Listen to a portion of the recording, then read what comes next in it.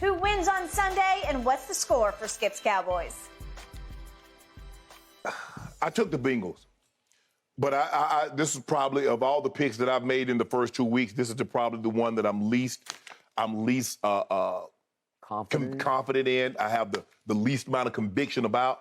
Because, Skip, you told me they changed the entire offensive line except the left tackle. And they actually look worse than what they did last year when they had those other guys in there.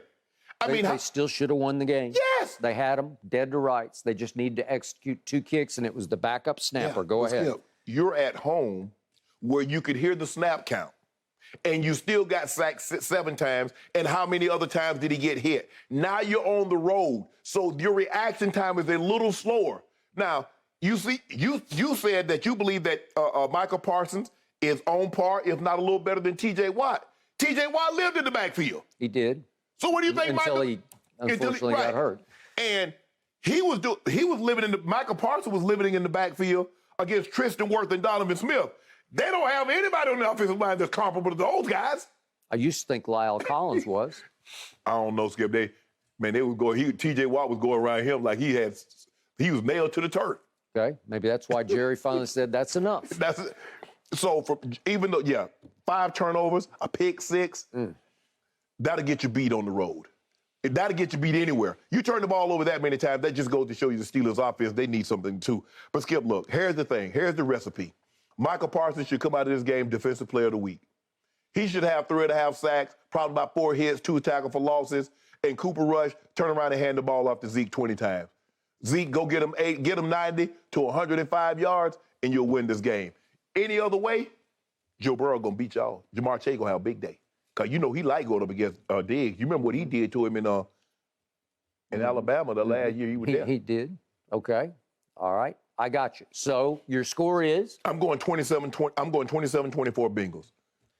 I got to tell you, everything you just said was music to my ears because you are fearing my Dallas Cowboys. You're fearing what they might do to Joe Burrow's offensive line and leading to what they might do to Joe Burrow, who got sacked far more than anybody got sacked last year in the regular season and in the playoffs.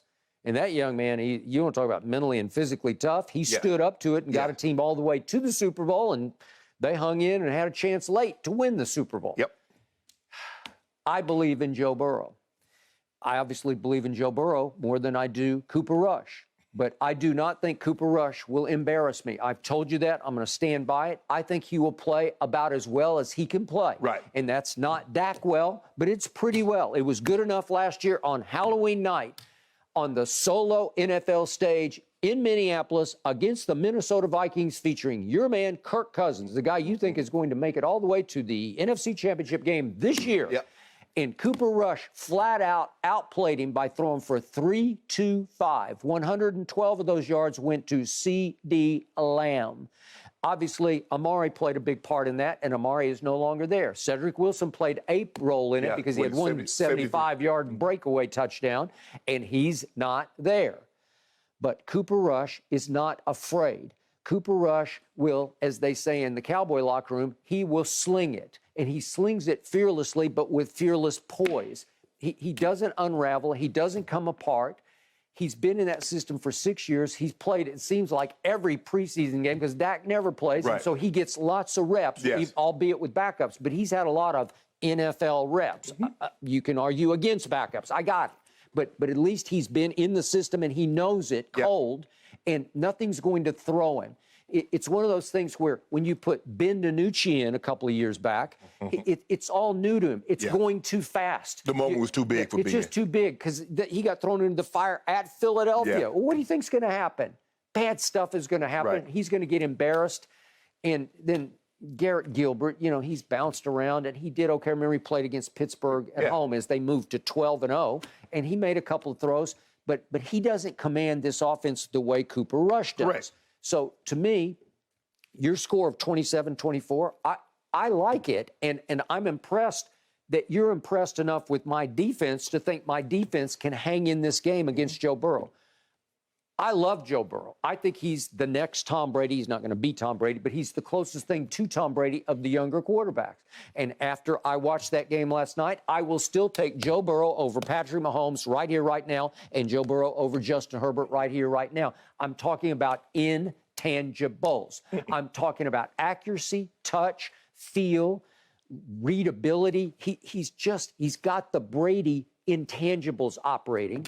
And yet, to your point, he does try to hang on and make the home run throw because he got a little spoiled at LSU with Jamar Chase and Justin Jefferson and Terrace Marshall. Like what else do you? Clyde Edwards-Helaire. Yeah, what else do you need, right? The best offensive line in college football that year. It was, but he had the greatest college football year anybody's ever had, and it came so easily for him. It's not that he has Mahomes' arm, but he has an above-average arm.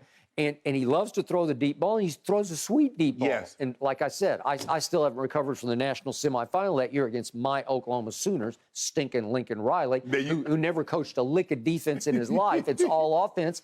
And I watched Joe Burrow throw for 693. Think about that. 693. They had 693 total yards. Yeah. Well, didn't he throw for? No, he threw for over 400 though. That's what it was.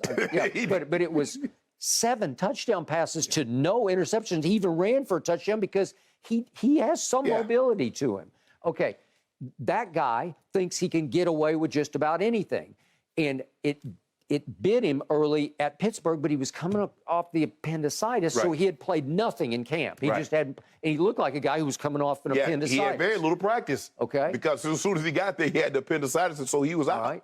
But I love what you say. It's the first time ever. I completely agree with your prediction. I'm not going to pick Dallas. I'm not going to jinx Dallas. But seriously, I picked the Bengals to once again represent the AFC in the Super Bowl. Well, how am I going to pick Cooper Rush over a team that I think is going to the Super Bowl? I think this team is better than those two teams we saw last night, and you don't, but I do. But here's the thing, though, Skip. I think in your prognostication of picking the Bengals, you thought because they had revamped the offensive line, they were going to be a lot better than what they showed you on Sunday. Together. I don't know. They weren't. Listen, Pittsburgh on defense is serious business. Yes. Seriously. Yes. Because Mike Tomlin coaches it, and that's his forte, and that's their forte. Right. That's where they're strong. Obviously, you got Trubisky on offense. He's not good enough. That kid is Kenny Pickett's going to be in there sooner than later. But the question is, okay, if Micah is your T.J. Watt, who's your Cam Hayward? Because Cam Hayward collapsed inside. Now do you have somebody? It's got to be D-Law, obviously, and they've been moving him to tackle a good bit. Highsmith had an unbelievable game. That's Skip. Your defense really needs. This is where you tell your defense, hey, we need you to get some turnovers. We need you to give us short fields. So Cooper Rush doesn't have to drive the ball 75 and 80 yards to produce points. We need a couple of 40-yard fields. We need a couple of 50-yard fields. And if you could, get a scoop and score or a pick six would greatly, greatly help our confidence on the offensive side of the football. I agree. My man, Jaron Kearse, they gave him some money in the offseason, is going to be out with a knee. Malik Hooker is a pretty good backup, and there's still Donovan Wilson. He was a first-round pick at one point. Yes, he was, out of the Ohio State. So you've got pretty good depth at that position. I love my defense, but I told you going in, my team will go as far as the defense carries it. Right. Well, it's going to have to carry it against Joe Burrow and company because those 3 receivers they have, they're really good. Boyd, that's about as good a trio as it gets. Yes. Right? Yes. And I love the running backs because I loved Joe Mixon when he was at Oklahoma. Right. I think they got Hayden Hurst at tight end now because they lost Uzama. He went to the Jets. The Bengals offense, if they can protect Joe Burrow, but that's a part of playing offense, Skip. You got to protect the quarterback. And how about this here? Stop using all that scat protection. Sometimes instead of trying to get 5 men out, you better keep 6 men in because your quarterback keep getting hit. Joe Burrow is not going to last 10 years, Skip. You can't keep getting sacked 70 times. But I think Joe Burrow signs off on that because he loves that. Let's get 5 out. I'll find somebody, right? I'll get rid of it. He finds himself picking himself up off the turf. I agree. Now, you brought him up. My man, number 21. Ezekiel Elliott. Eat, Zeke, eat. Yeah. This has to be a Zeke game because I hark back to, he didn't do it on the opening night, Thursday night at Tampa last year, but the next 4 games, he went for 71 yards, 95 yards, 143, and 110. That was vintage Zeke. For 4 straight weeks, vintage Zeke. He averaged 105 a game for those next 4 games. He was fresh. He hadn't hit the wall, and he had not according to them, and I'll go with what they say or claim, he sprained his PCL in the 6th game of the year, and he was never the same, and fell completely off to 59 yards a game, which was his, once again, career low. But here's the thing. Look at all those games, Skip. The game was nip and tuck. They were right there. The Cowboys either had the lead, they weren't behind. Okay. You fall behind, it takes Zeke out of the game. Because they want to throw, by nature, Skip, they want to throw the football. Devin White said, we knew they would not commit to the run. So even though they were getting 5-6 yards a clip, they're not, no, we want to throw the ball. We want to do the quick game. So now they take the quick game away, and you're still trying to throw a quick game, and you should be running the football because they're geared up to stop your quick passing game because they thought that's what you were going to do again because you had success. Skip Bayless came out here, that's the best my quarterback looked since he's been in Dallas, 403 against the defending Super Bowl champs. They bought that too. They like, we're going to come out with the same game plan. Okay, but in the end, we lost. Exactly. Right? Okay. Because you should have been running. Okay, and I'm going to use my stat once more again. Dak Prescott last year was 12-0 when they ran for 100-plus yards. Think about that, 12-0. Yeah. He was 0-5 when they didn't run for 100. Only one time last year, only once, a quarterback won without 100 yards rushing, Cooper Rush at Minnesota. You know what? I'm kind of hoping by the time Dak get back, y'all Cooper Rush 4-0. Rolling? I want a little controversy. I love controversy. You like controversy too, right? Apparently Jerry does too, the ringmaster for my P.T. Barnum Dallas Cowboys. He already brought it up on Sunday night. He brought it up. He broached the subject. He said, you know, I'm not saying this is going to happen. I'm paraphrasing how Jerry did it, but wouldn't you love to see a scenario? Careful what you wish for, Jerry. That was like 2016 when we kept waiting for Tony to come back, Tony Romo to come back. Then he finally came back, and we're saying, wait a second. No. Skip, Jerry was waiting for Tony Romo to come back. Everybody else, Jason Garrett, Stephen Jones, had already moved on. They moved on. Remember that fateful game at Pittsburgh? You and I were up in New York at a UFC event, remember? Yes. And we did a show from New York. Yep. On Friday and on Sunday, they went to Pittsburgh, and they won the football. It shocked me because Zeke got loose a couple on a screen pass, remember? Dak was great. And in the locker room after the game, Tony Romo went up to Stephen Jones and said, hey, that was special. Right. And that guy should be the quarterback going forward. And on Tuesday, Tony announced basically his retirement. He just said, I give it up. This is Dak Prescott's team, right? Okay. I think he made out okay.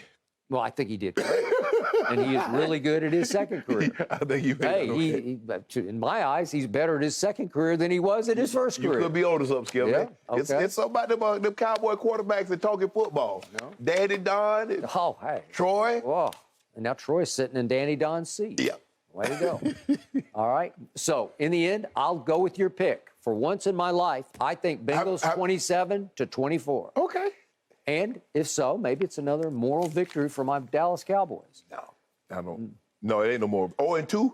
I think you're a little afraid of what might happen. Yeah. I hear it in your voice. I'm afraid of that. Your defense, Micah. Well, Micah can wreck shop by himself. He can.